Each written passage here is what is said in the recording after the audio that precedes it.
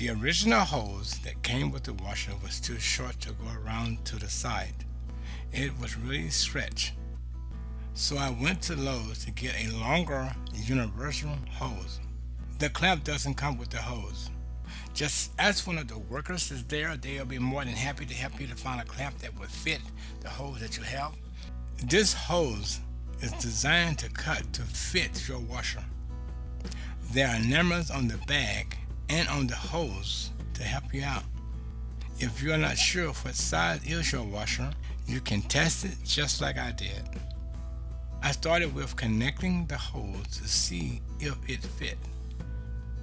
I could see that it was leaking really bad. So I cut the first ring off.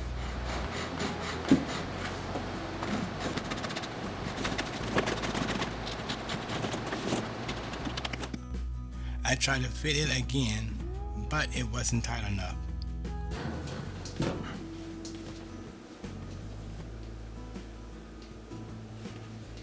So I cut the second one off.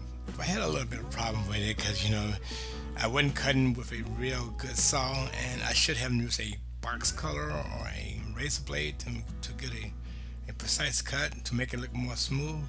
But at this time, I had became very frustrated with it. It took 3 days to get this done, and we really need the washer. And I started to attach it back onto the wash machine. It was almost as hard to get it on as it is to get it off. Without even a clamp, it had a very tight seal. Oh yeah, it fit really snuggy. Oh my God. Yeah, I think this one will work. So I began to tighten it back down, clamp it down. It was a perfect fit.